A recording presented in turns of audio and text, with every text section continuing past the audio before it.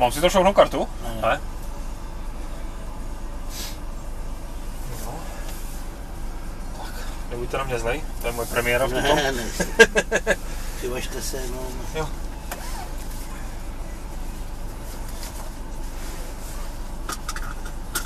Je ta erková kabina tohleto. No, ty původní, co byly ty erkový optikruizy, tak ty vlastně, když jste to nechal zařazený, taky se nic nestalo, ale utek by vám vzduch, tak jste to musel dofoukat to auto. Jo? Nemohl to nastartovat, protože nevyskočila rychlost. Tady, když to necháte, jdete od toho, tak vlastně to auto stojí za 4 minutky nebo za nějakou, přesně nechci ten čas vyložit, nevím, přesně tak to vyhodí kvalt a zůstane v té poloze na řazení, ale je to vyřazený.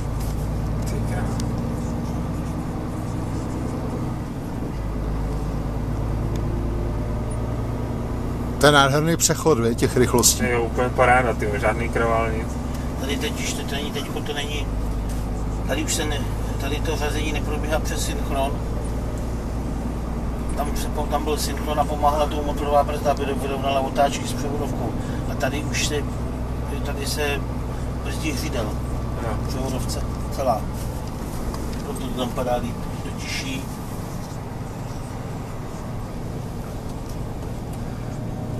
Vem jí do zatáčky. Ty vole. Musíte s ní jak nechal seznámit nejdřív.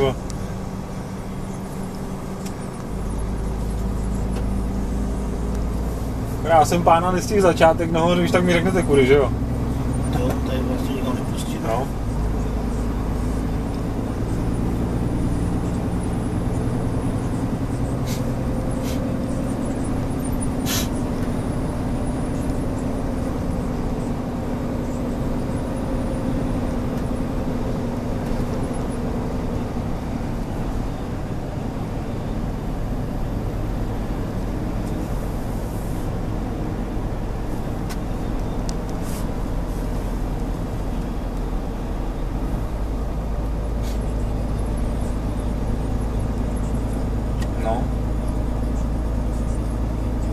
Ta jde sama, veď.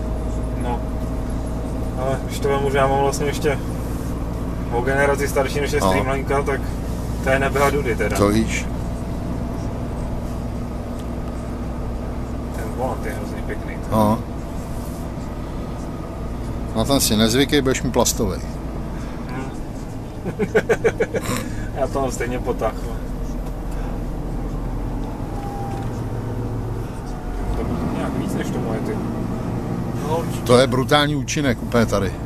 Tady je posunutá náprava o 6 cm dopředu, což taky zlepšilo brždění a je jinak uložená ta náprava.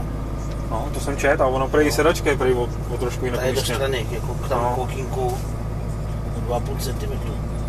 Ty ale na jedničku toho retarderu to zabrzdilo mě na trojku. To byla jednička? Jo, to byla jednička. Ty bláho.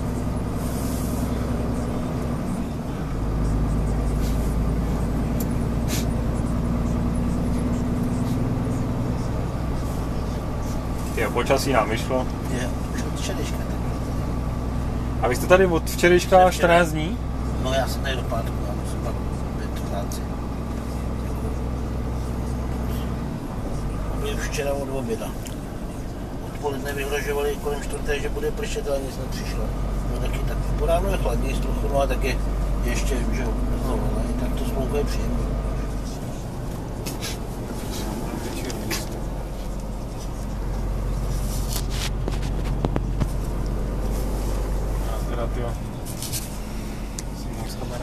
Já jsem zvyklý řídit voz.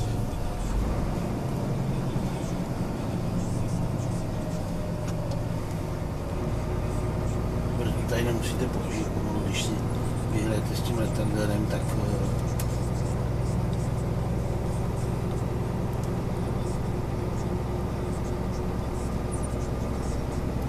vlastně projdete celý to kolečko, že jo, všema. To vidíte ty rozdíly. Tady 500, je tady 580, 520.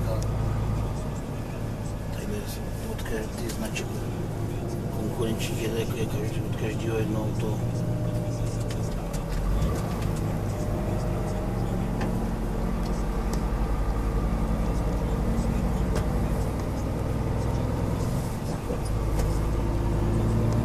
to krásný pohled, to 20.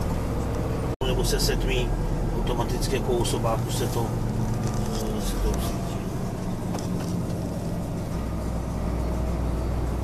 Tady je plně automatizovaná klimatizace. Se nastavíte jenom stupně, buď topí nebo chladí. Ještě trochu dopredu, poprosím.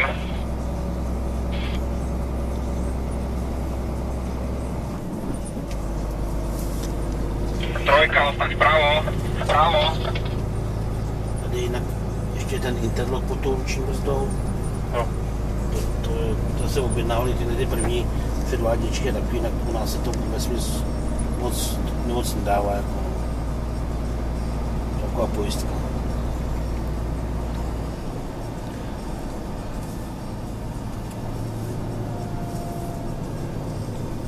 Příjemný jsou tady, máte třikrát a vzadu ještě po čtvrtý, kde jsou příjemný už ty USBčka na to dobíjení toho telefonu.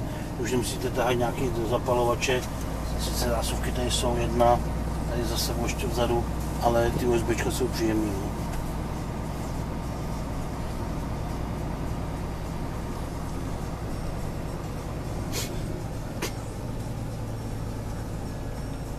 Krása.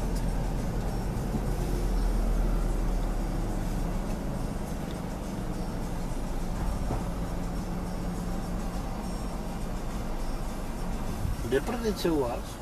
Prosím? Kde je prodejce u vás? Scanvest. Vy jste ze Scanvestu? Ne. Z Foxu, ale... Jo.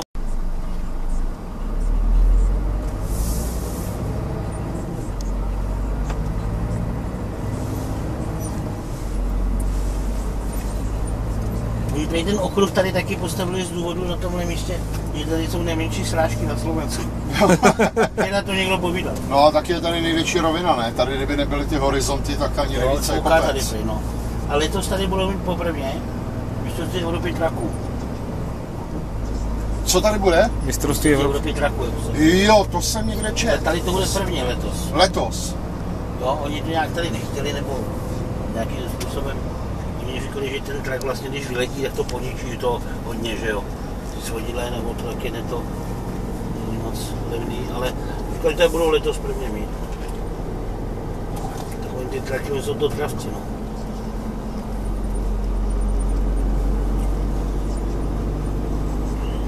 A už jste tuhle viděl, ne? Nevíte, jste taky byl, ne? Co? Jste viděl tuhle auto, ne? Tyhle ty. Tu jsem řídil. Jo, S váma přece. jak jsme byli, kde jsme Jak byli? na Beroun jsme jeli, jak je za Berounem to KFC. Vy jste přijel a říkal jsem, jo, Pak jsem couval na dvoře mezi, abych zaparkoval. jo, vím. No. Ty bláho do těch zrcátek je nádherný pohled. Veď, ty. Je to pěkný, no. Asi ten 10letý vývoj je na tom znát, že se do toho prostě, no, dostává si různý prachy. Ale jo, jenže to fakt vyrábí lidi, kteří o tom něco ví. A určitě tomu i fandí těsně. No. To je na tom autě, se tyhle ty věci těsně podepíšou. Že to fakt nedělají blbcí. Prostě. Ještě tady máme pár vychytávek, který si dodělávají. No, tak jasně. Tady třeba občas zateče, zatýká, ale už zase udělali dveře tak, že to už tylovat, jo, třeba u těch rek, co máte, jo. tak ty byly tak, že byly na tvrdou pant, že jo, pant a hotovo. Tady prty už zase si můžete doladit potom ty. Teda koukám, že oproti tobě jsem se s tím fakt mazlil teda. Ne, tak ono. Ty vále. Ono je něco jiného, když sedíte tady a když sedíte za volantem. Já jsem se s tím až teprve včera odpoledne svést na okruhu a člověk jede jinak, než když sedí tady. Tady si myslím, že jdete rychle a tam pak jdete úplně stejně třeba. No, je to taky subjektivní. Tak.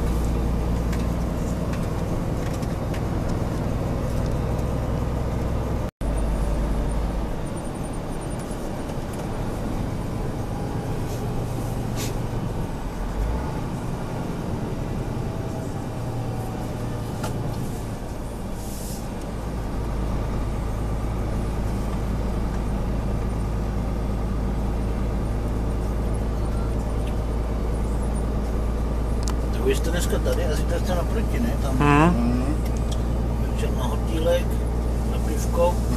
No, jaký pat tam mají pivo? Já nevím, my spíme dáme v tom modlím s klukama, také co jezdíme. A tam včera teda jako jsme ji překvapili pivem, tak nám nabídla pouze zlatý bažanta vlahovýho. Ale tak zlatý bažant ještě... Desítku. No, desítka ne. No tak naši po večeři, dobrý.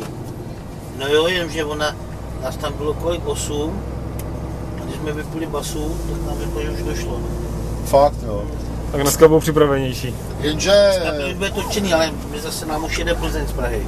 Jo. Už kolega, to je... co najíždí na 7, tak má 15 kartonů Plzně sebou, tak... To je právě ten náš problém. My jsme zmlsaný z Plzně. Jo, já ji mám rád taky, já. No. Neříkám, že si člověk musí to, ale to pivko dobrý si dát. Tak jsme včera si dali tady do Lidlu ještě předtím, než jsme koupili jsme si stál plamen až do Žížova. A jinak hotel dobrý. To je prý nějaký luxus, jak vy spíte, to je... Doleva sem k nám, to dostane stáť a posadka presadá do dvojky.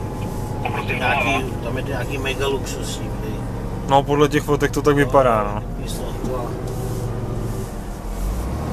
Nám to vyhovuje tady, my dneska mám zapli saunu, bazének, tak půjdeme... Ty doufám, že to neřeknou i nám, to bych byl na straně, já si plavky nebral teda. Já taky ne. No, pojem na ostro.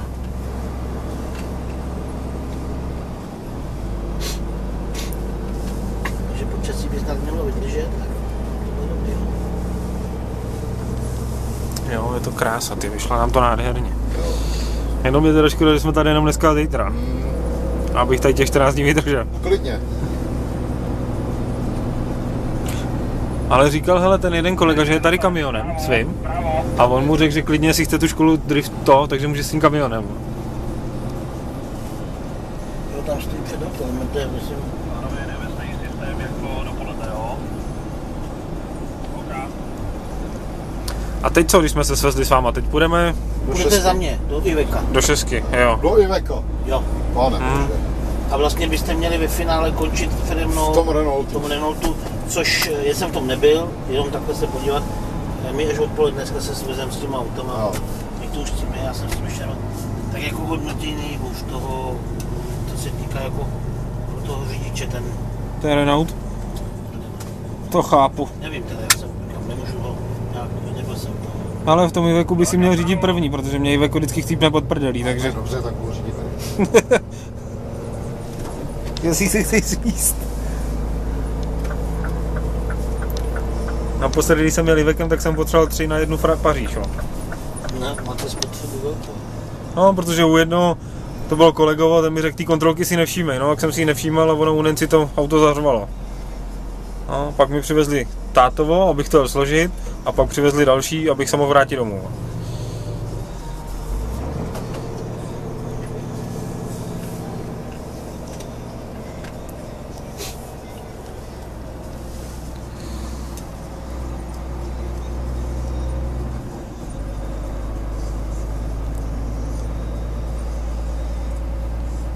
To je nový, no, ono to tady je 6 let teprve, ten okruh. Aha. Když to je nový.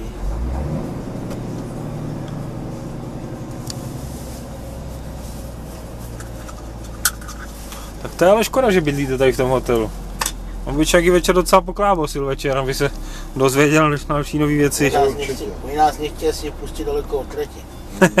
My se nespustili.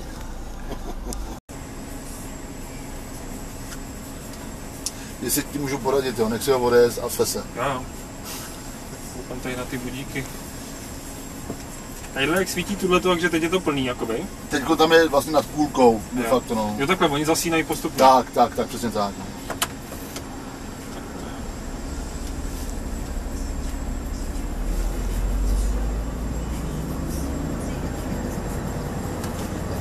Směcha málo trošku. Je hrozně líbí to řazení tady. Jo.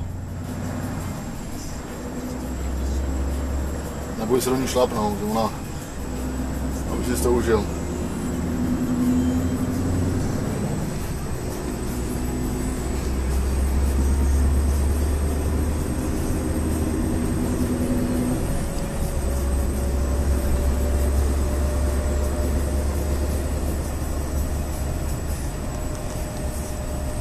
On teď do ekrolu nevyřadí, protože nemá mapový podklad na tom okruhu. Jo, on je vlastně mimo veřejnou komunikaci. Tak, a nebo on vlastně vyřazuje na základě mapových podkladů a ty on ty na tom okruhu nemá. Třeba ten Renault, ten to má udělaný tak, že člověk jakmile pustí plynový pedál, tak okamžitě vyřadí. Scania to má tak, že vlastně on počítá, jestli je ekonomičtější vyřadit a jest třeba s průměrnou spotřebou 1,5 litru na 100 km, anebo nechat zařazíno, ale ten šofér, aby za 200 metrů musel znovu přidat plyn, že ten motor ho vlastně zbrzdí. Jo, tak vypočítává, co je lepší.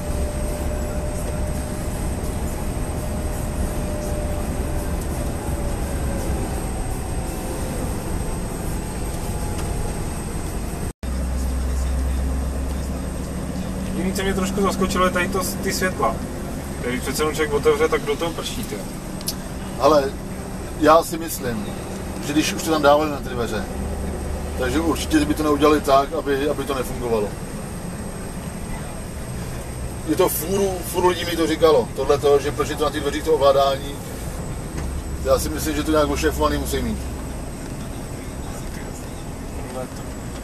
To zrcátko se mi líbí hodně, že je vyhřívaný a naklápěcí. Hlavně, že je vyhřívaný, protože v zimě, když je sníh, tak to namrzne, člověk vidí úplně kulový. Nechá se nastavit způsob na zamykání a odemykání toho auta. Není to tak, že jedním stisknutím otevřeš řidičový dveře, 2 stisknutíma otevřeš spolujezdcový. Nastavíš si, jestli chceš jedním stiskem otevřít celý auto. Teď tu máš 4 programovatelné pole, pak tam jsou 2 programovatelné pole, nebo bez polí, ale tenhle ten základní, ta přístrojová deska si myslím, že je daná. Ale tohle by spíš řekli prodejci, jako, já si myslím, že to je tak, jak říkám. Že to je ta samá vlastně ten displej, ten systém těch displejů, jako u těch stávající. Máš takový ten malej, kde jsou barvy, kde je vložený takový ten kostičkový displej. Pak je displej, kde si nemůžeš nastavit žádný programovatelný pole, a pak je ten, kde si nastavíš vlastně ty pole, tam, kde máš ty 2, nebo jestli máš, tak tohle auto má 4. Jak jsem vám to ukazoval tam venku, že si nastavíš do těch polí 4, to je označení A, B, C, D, E, takže tam, že si dáš to, co považuješ za důležitý vidět. No, to se mi líbí, můžu ještě jednou? Ale je těch 6, těch Scania. A je to udělané tak, že první vlastně je Scania konkurenční. Abyste furt měli možnost porovnávat. Takže teď jdem do Volva. Teď kompletně do Volva, pokud tam mají Volvo.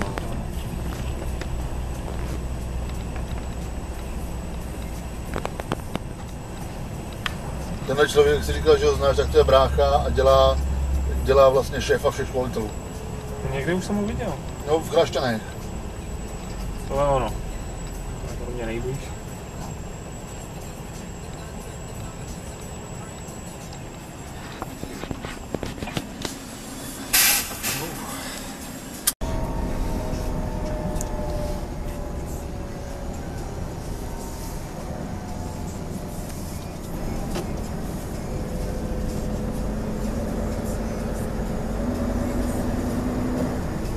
Jak tohleto auto má ještě boční airbagy, že vlastně, kdyby náhodou se s tím cokoliv stalo, takže vlastně po bokách vlítnou pytle, takže takový ty boční mlácení a tak dále. To by nemělo, no. Asi pohodit telefon. Já když jsem byl na Truckfactu na Zlindu, tak tam měli toho Axora, toho malinkýho. A tam ho měli přidělat na tom retarder, na tom trenažeru, že se to otáčelo, že nám ukazoval, jako co se děje, když to auto půjde před kabinu. No, říkal, že právě všechno veškerý, co tady jsou jakoby věci, že nám všechno uletí, tak tam dával jakoby na zkoušku plišáky. Teda musím říct, že je člověk ve velkém autě, jako, a jde to přes kabinu, je to hodně nepříjemný. A on právě tvrdil, že jak mají tu kabinu, že prý to mají vymyšlený nějak tak, že vlastně jak je to vysoký opěrátko u toho Mercedesa, takže níž než to, i kdyby to spadlo přímo na to, že by se to nemělo slisovat, že by to furt mělo držet. Ale co jsem koukal na testy tadyhle toho, když do toho pouštěli ten kvádr, tak to pustili vlastně tady dozadu, ani se to nezmuchlalo pořádně. Ono, byly nějaký testy, takže foťák při 80 km rychlosti, když je položený u kombíka na platě vzadu, takže má razanci, kdyby ti hodil někdo krk pytel cementu, že 50 km, že prostě má energii, jo, blbý foťák, jo, že prostě to má hroznou sílu potom, jako když už to letí to auto. Ze zadu. Jo, takže ten, kdo třeba vozí za zadním oknem cokoliv, tak... si zkusit tamhle ten výjezd za tou zatáčkou.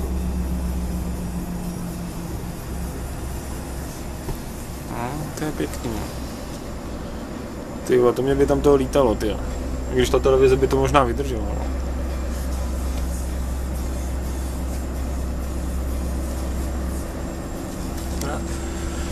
Jo, ty to je taky pěkně bytelný. Ono potom, když je ta kabina dělaná pro jednočlennou posádku, tak chybí to horní lehátko, je ty naproti řada dalších polic, další 3 takovéhle police a televize je příprava na televizi, tyhle na té stěně, sedačka pro spolujezdce není odperovaná, ale je otočná, že vlastně si s tím pokladeš dopředu, otočíš se, sedíš vlastně zády k tomu sloupku, sleduješ televizi, ty máš stoleček, víš to, že prostě ideální stav. Variabilní, přesně tak, no. Staneš a jdeš do prostoru. Maximální komfort prostě pro toho. No, já jsem si ji hodil sem, no, v TT. Já jsem zvyklý spát hlavou prostě vždycky u řidiče, tak... A jednak s tím mým lehátkem je to jednodušší, protože mám ještě tadyhle ty vysouvací ty. Takže vlastně na nohy to mám vysunutý furt, kde tady nikdo nesedí. No, tam to musím mít zašoknutý, protože v týmí musím sedět na doraz dozadu. Je tady víc místa, to ať mi nikdo netvrdí, jo. Ona ta kabina je o 10 cm delší, než to, co máš ty. Ty máš označení 190 kabiny a tohle je 200. To znamená 19 decimetrů a 20 decimetrů. Takže ta kabina je hlubší o 10 cm de facto. Navíc řidič sedí o asi 5 cm dopředu a o 3 cm doleva. No.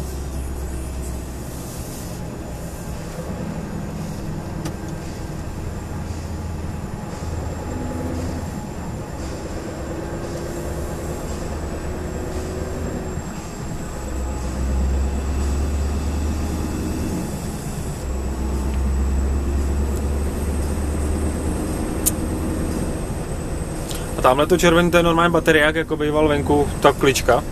Teď to auto je demo. Já jsem říkal klukům právě venku na tom stacionáru, ty auta se půjčou i pod ADR-ku. A to auto, když je ADR-kový od nějakého stupně, musí mít vypínatelné baterky zevnitř. Takže to má elektronický vypínač baterií právě na polubce. No. Normální klasika je venku, že jo, mechanický, prostě tak, jak to má být. A když je to ADR-ka, tak musí jít vypnout baterie zevnitř. Tak aby to auto mohlo jít i pod ADR-ku, tak proto to je takhle nakonfigurovaný. Tyjo, tak to bych umí nějakou protekci na výbavě za ADR-ku. Ale to jede jako tramvaj prostě. Tady nemusíš dorovnávat nic. Kam jde, až tak tam jde. Jo.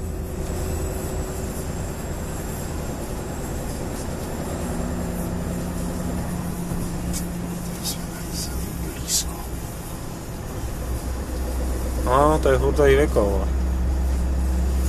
No záleží, kdo tam sedí, on taky se nechá ani šlápnout, ale... No já vím, ale jestli tady, když to vím, tak všichni jsou tady zvyklí ze Scanie. A mně se tam teda opravdu nesedělo pohodlně, jak nemám pohodlný, to tak špatně jedu. On ten Randall třeba, já se k tomu vracím, jo. On to je velikánský auto, motor je teda dobrý.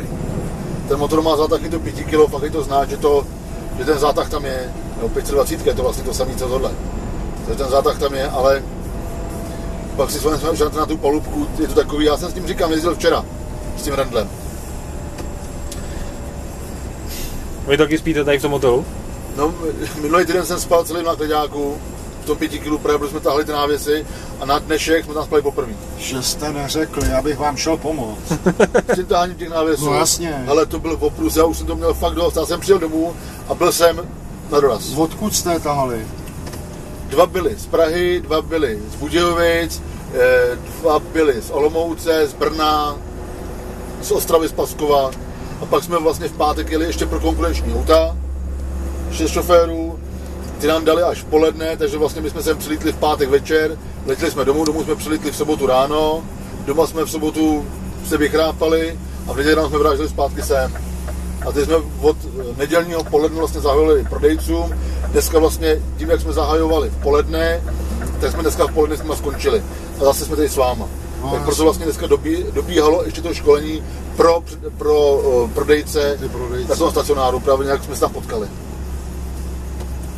A ono jich bylo hodně, navešli se mi všechny do kabiny, tak to bylo jako na 2krát. No. Ne, to je... Tohle je 21. století. No. Ty kluci, kteří byli před váma, tak to byli od Hedlmajera nějaký... Aha. dispečéři a on povídá, já odsaď nejdu normálně. To chápu.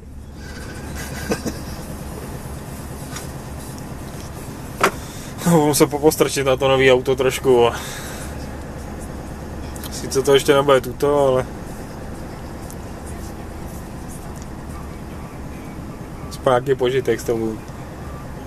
Tu bych se asi odvížel, tu Streamlineu, tu 450. Tu zlatou. To je frajerka. No. To je přesně podle mýho gusta.